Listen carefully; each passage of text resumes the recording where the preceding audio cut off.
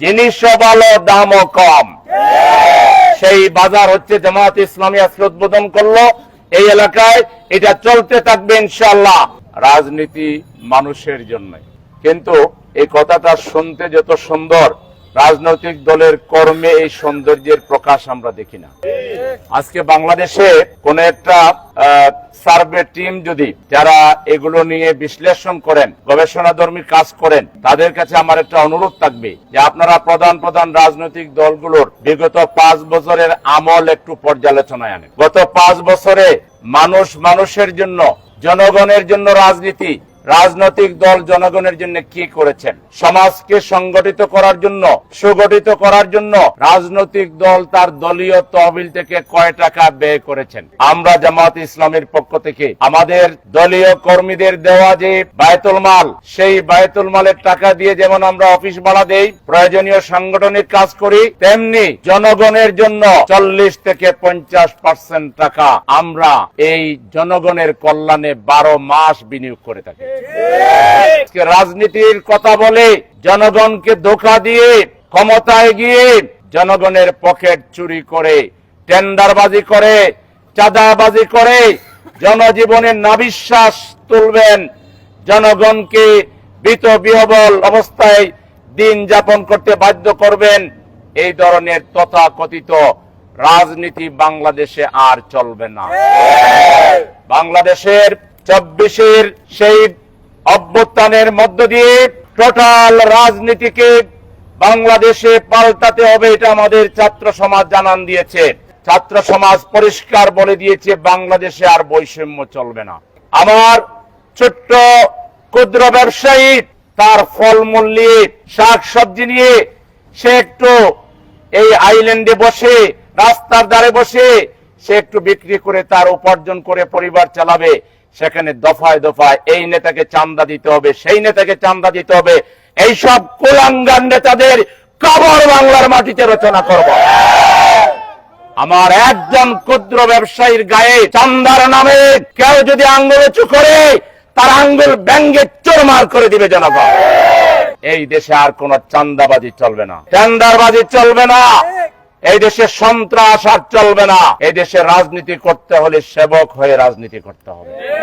এদেশে রাজনীতি করতে হলে জনগণকে কিছু দিতে হবে।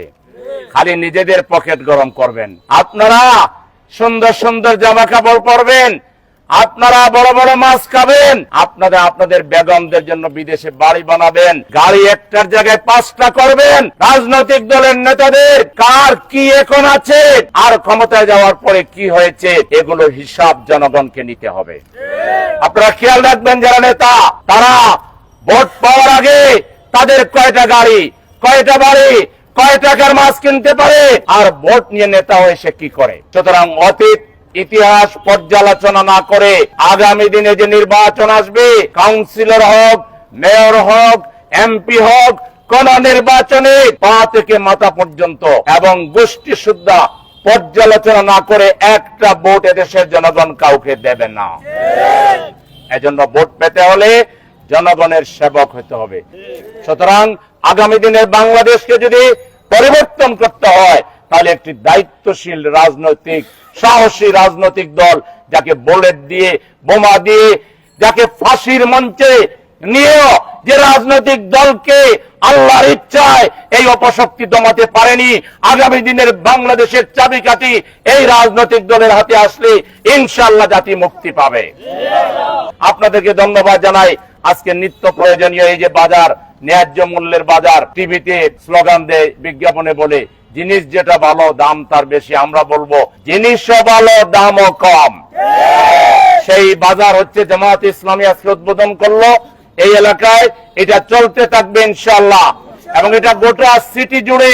আমরা এই ঢাকা মহানগরী উত্তর সিটি কর্পোরেশনের এলাকায় আমরা প্রত্যেকটা হাটে ঘাটে মাঠে এলাকায় এলাকায় আমরা এই সবজি এবং প্রয়োজনীয় দ্রব্য আমরা ন্যায্য মূল্যে বিক্রি করার উদ্যোগ নিয়েছি, এবং ইনশাআল্লাহ এটা চলতে থাকবে। আমরা এই ঢাকা সিটিকে একটা আধুনিক মানবিক সিটি হিসাবে আমরা গড়ে তুলতে দৃঢ় প্রতিজ্ঞ। সেজন্য আমরা কাজ করে যাচ্ছি। আমাদেরকে আমাদের এই কাজে এদেশের জনগণকে তাদের ভালোবাসা, তাদের দোয়া এবং তাদের সহযোগিতা নিয়ে আমাদের পাশে দাঁড়ানোর উদাত্ত আহ্বান জানিয়ে আগামীর বাংলাদেশ বিনির্মাণে জামাত ইসলামীকে এদেশের জনগণকে সাথে নিয়ে, আলেম ওলামাদেরকে সাথে নিয়ে, ছাত্র ছাত্রী, শিক্ষক, আবাল বৃদ্ধ বনিতা সকলকে ঐক্যবদ্ধ করে একটি ঐক্যবদ্ধ, সুখী, সমৃদ্ধশালী, প্রগতিশীল, মুক্তির বাংলাদেশ তৈরিতে জামাত ইসলামী এবং জনগণকে আজকে ঐক্যবদ্ধ ভূমিকা পালন করতে হবে।